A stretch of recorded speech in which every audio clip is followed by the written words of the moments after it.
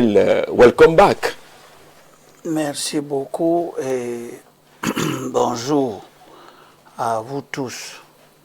Oui, je suis revenu après un petit voyage politique et je suis très mal. Je suis extrêmement mal à l'aise. À cause du voyage?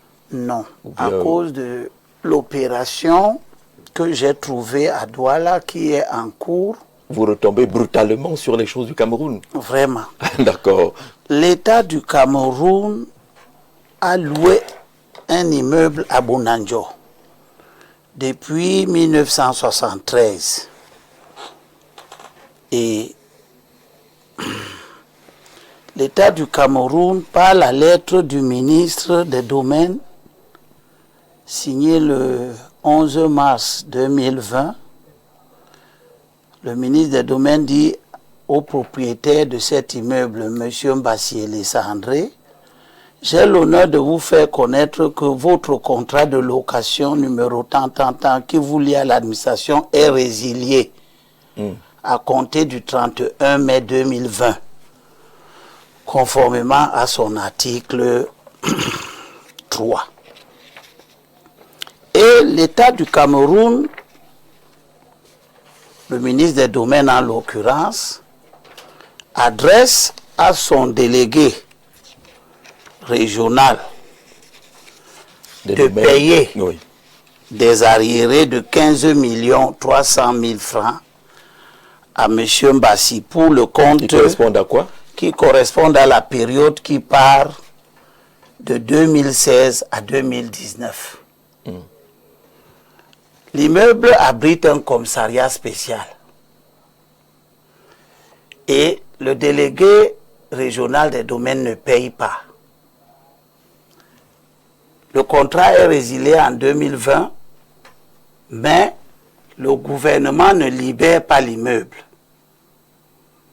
Il reconnaît une dette. Jusqu'en 2026? Jusqu'aujourd'hui, jusqu'au moment où je suis assis ici, le gouvernement occupe cet immeuble avec son commissariat spécial. Cet immeuble est mitoyen de la BEAC. Donc le gouvernement qui reconnaissait déjà en 2022 des arriérés de loyer couvrant la période de 2016 à 2019 de 15 millions qu'il n'a pas encore payé, il a résilié lui-même le contrat et il continue à occuper l'immeuble, ne paye pas depuis 2019 jusqu'à aujourd'hui. Ce qui est grave, Soulé, j'espère que tu vas m'aider à souffrir. Il est avocat ou il est juriste? Je vous appelle tous à voir une fois de plus le drame. Après 9 années de loyer impayé, le ministre des Domaines envisage l'expropriation de cet immeuble au profit de la BEAC. Voici. Pourtant, il n'a plus aucun droit, le contrat étant résilié. Ce n'est même pas qu'il n'a pas droit. Il doit à ce propriétaire 9 ans de loyer. Oui. Au lieu de lui payer, il ne lui paye pas, décide d'exproprier ce terrain-là pour donner ce terrain à la BEAC. Voici la déclaration d'utilité publique qui est parue en 2025. Je crois en 9 mars 2025.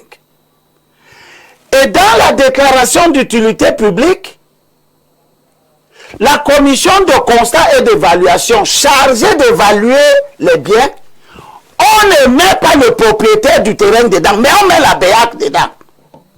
Qui n'en est pas propriétaire. C'est-à-dire que la BEAC va être le bénéficiaire du terrain. Elle va participer à l'évaluation du terrain. Mais la personne qui est évincée, M.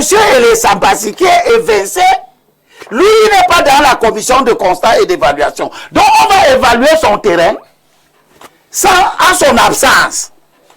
Mais ceux qui s'en vont évaluer, c'est le préfet du Vouri, le chef service départemental des domaines, le délégué départemental des domaines du cadastre et des affaires foncières, le chef service départemental du cadastre, le chef service départemental de l'urbanisme, habitat et patrimoine, etc., etc., le chef responsable départemental de l'agriculture et du développement rural, le responsable départemental de l'eau et de l'énergie, le responsable départemental des routes, le représentant de la BEAC, le député concerné, le magistrat municipal, l'autorité traditionnelle, sauf celui qui a le bien que vous voulez évaluer.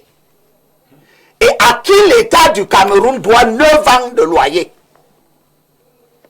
Je veux demander à tous nos compatriotes que notre pays est en train de devenir quel type de pays qui refuse de protéger ses enfants et les soumet à des préjudices extraordinaires.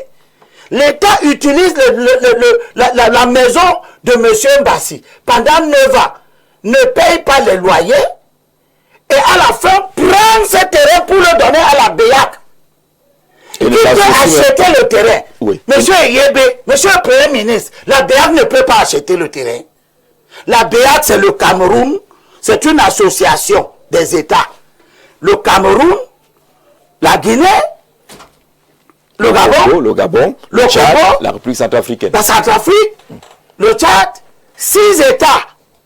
Vous ne pouvez pas acheter le terrain de 1000 mètres carrés, vous donnez ça à la BEAC, alors que l'expropriation devrait viser les intérêts généraux de l'État du Cameroun.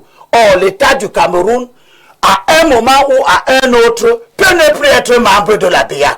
Ça, c'est clair. Lorsque vous aurez donc pris les biens de votre citoyen pour le donner à une multinationale et que demain vous n'êtes plus membre de la BEAC, que deviendra le bien que vous avez arraché à votre compatriote à qui vous devez 9 ans de loyer? Merci pour cette dénonciation. C'est passé Abel et Limbi. Je voudrais que le chef de l'État se passe très rapidement, parce que le décret d'expropriation n'est pas encore sorti. Il ne faut pas qu'on inflige de nouveau aux enfants de Bonanjo, qui connaissent depuis la colonisation. Eux, ils ne connaissent que les expropriations. Les Allemands les ont expropriés, les Français les ont expropriés, c'est maintenant l'État du Cameroun qui les exproprie dans l'affaire du Colo.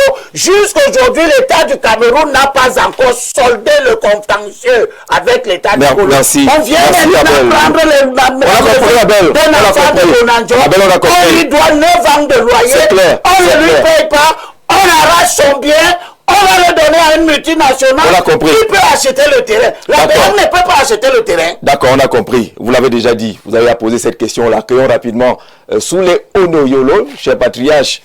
Il est très concentré. Bonjour.